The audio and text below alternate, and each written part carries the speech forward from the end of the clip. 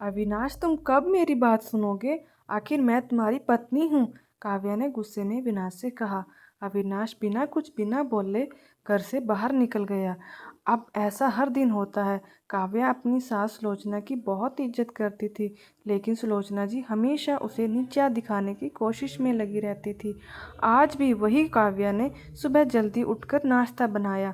अविनाश को सूजी का हलवा बहुत पसंद था, इसलिए उसने नाश्ते के साथ हलवा भी बनाकर सभी को परोस दिया। उसके ससुर रमेश जी ने सुलोचना जी को टोकते हुए कहा, ये क्या फिजूल खर्ची है, सुबह सुबह देसी का घी का हलवा। सुलोचना जी ने काव्या को डांटते हुए पूछा, क्यों बहू, ये देसी घी क्या तेरे मायके से आया है? माँ जी, वो इन्हें हलवा बहुत पसंद है, इसीलिए थोड़ा सा बनाया है। यह कहकर काव्या अविनाश की तरफ देख रही थी, शायद वो कुछ बोले। तभी सुलोचना जी ने कहा, मैं सब जानती हूँ, मेरे बेटे का बहाना करके खुद खाने का मन होगा। अविनाश चुपचाप नाश्ता करते रहे। काव्या की आंखों से आंसू छलक गए। इससे ज़्यादा बुरा तब लगा जब अविनाश बिना हलवा खाए ही ऑफिस के लिए चल दिए। काव्या घर का काम समेटने में लग गई। इधर सुलोचना जी बाहर ड्राइंग रूम में बैठकर बड़बड़ाती रही। काम करके काव्या अपने कमरे में जाकर रोने लगी। कितने नाजों से पाला था उसके माँ बाप पापा ने उसे। आज भी याद है, एक बार उसने गाजर के हलवे बनाने के लिए कहा था, लेकिन माँ ने सूजी का हलवा बना दिया था। पापा को जब यह पता लगा तो वो तुरंत बाजार गए, वहाँ से ढेर सारा गाजर का हलवा लाए थे और उस दिन बिना कहे 2 दिन 3 दिन में गाजर का हलवा बनने लगा। आज उसे सूजी के हलवे के लिए कितनी बातें सुनने आई जा रही हैं। उसे गुस्सा सास ससुर पर नहीं, अविनाश पर था, जो कि कुछ नहीं बोल पाए। शाम को जब उसने अविनाश से शिकायत की तो बस इतना ही बोले, इस घर में केवल माँ की पसंद का खाना बनता है, आगे से मेरी पसंद का कुछ मत बनाना। काव्या ने अविनाश से बात करनी बंद कर दी। आखिर क्या कसूर था काव्या का? यही कि वह अविनाश से बहुत प्यार करती है। इसी तरह कुछ दिन बीत गए। एक दिन काव्या ने सुलोचना जी से कहा, माँ जी, मैं अपने घर जाना चाहती हूँ कुछ दिन के लिए। अगर आप कहें तो आज ही चली जाऊँ। कई दिन पहले माँ का फ़ोन आया था, कह रही थी पापा की तबीयत ठीक नहीं है। सुलोचना जी वहाँ जब भी जाती है 1 सप्ताह से वापस नहीं आती। घर का काम कौन करेगा? तेरे ससुर और मेरा बेटा शाम को थक हार कर घर आएंगे, यहाँ उन्हें खाना भी नसीब नहीं होगा। मुझे तो चक्कर आ रहे हैं, मैं खाना नहीं बना सकती। जाना है तो एक दिन के लिए चली जा। काव्या मन मारकर एक दिन के लिए पीहर पहुंच जाती है। वहां पहुंचकर उसे और भी आश्चर्य होता है।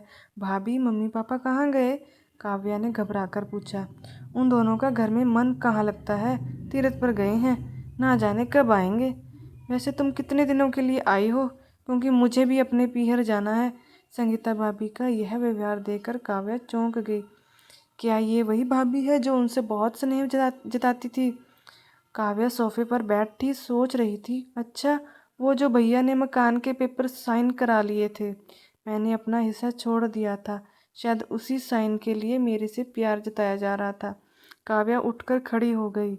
भाभी, मुझे कुछ काम याद आ गया, मैं फिर आऊँगी, कहकर वह तेजी से घर से बाहर निकल गई।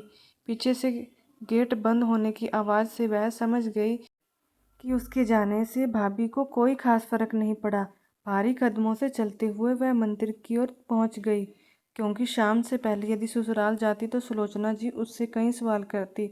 मंदिर में जाकर उसने भगवान के दर्शन किए, बस ना कुछ मांगा ना कुछ बोला। भगवान के चरणों में शीश नवाकर वह बाहर आकर बैठ गई। तभी सामने के एक पेड़ के नीचे उसे अपने माता पिता बैठे दिखाई दिए। काव्या भागकर उनके पास पहुंची। काव्या को देखकर उसकी माँ रोने लगी। बेटी, तू यहाँ कैसे? पापा ने पूछा। वो छोड़िए, ये बताइए आप यहाँ कैसे? आप तो तीर्थ पर गए थे। काव्या के सब्र का बांध टूट गया, उसकी आंखों से आंसू बह रहे थे।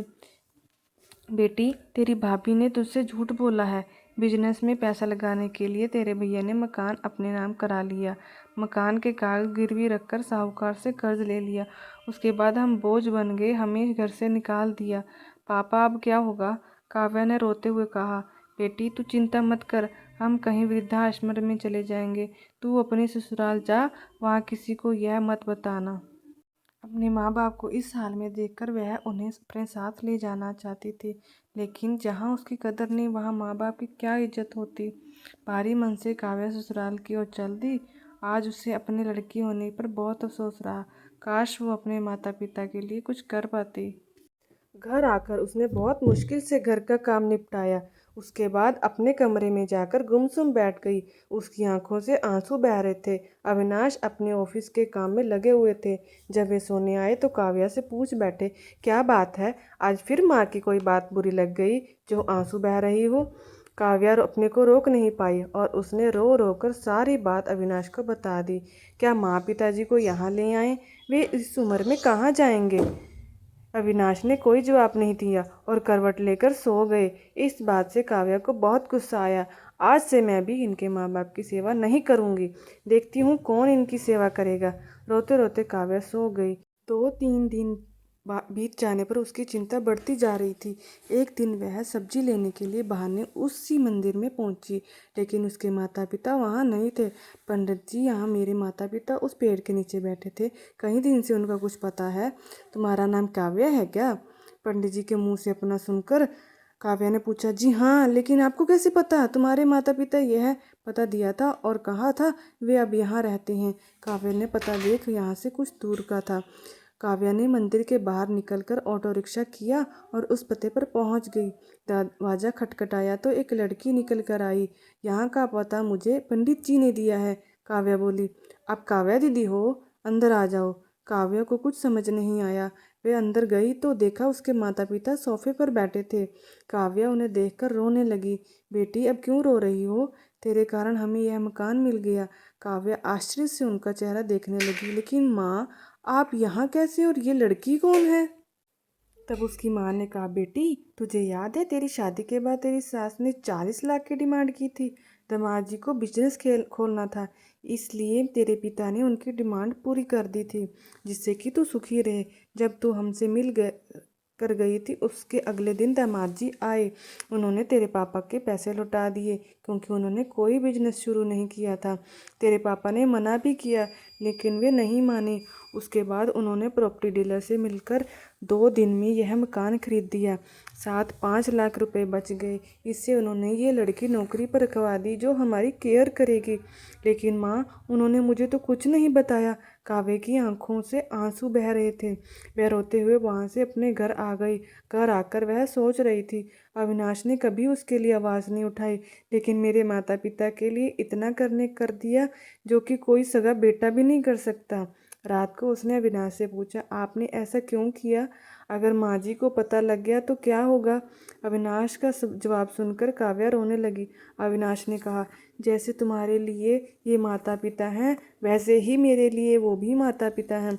मैंने पैसे लेते समय ही सोच लिया था कि एक दिन ब्याज के साथ सारे पैसे लौटा दूंगा, लेकिन जब बिजनेस शुरू नहीं हो पाया तो मैं इन पैसों को अपने पास रखकर सही समय आने का इंतज़ार कर रहा था। अगर मैं तुम्हारे माता पिता को अपने घर ले आता तो उनका आत्मसम्मान हर दिन उन्हें धिक्कारता। बेटी के घर वे रहना पसंद नहीं करते, वे अपमानित ना हो, इसलिए मैंने ये सब किया। अविनाश, मुझे माफ़ कर दो। आज तक मैं तुम्हें गलत समझती रही। तभी पीछे खड़ी सुलोचना जी बोली, बेटी, वह पैसा हमने उधार लिया था, वह तुम्हारे पिता की अमानत थी। मैंने और अविनाश ने पहले ही फैसला किया थी कि ब्याज के साथ तुम्हारे पैसे लौटा देंगे। चल अब सो जा, सुबह नाश्ता टाइम पर नहीं बना तो अच्छा नहीं होगा। उनकी बात सुनकर काव्या, अविनाश और सुलोचना जी जोर से हंसने लगे। आपको वीडियो कैसी लगी प्लीज़ कमेंट बॉक्स में करके बताइएगा। Please like share and subscribe my channel. Thank you.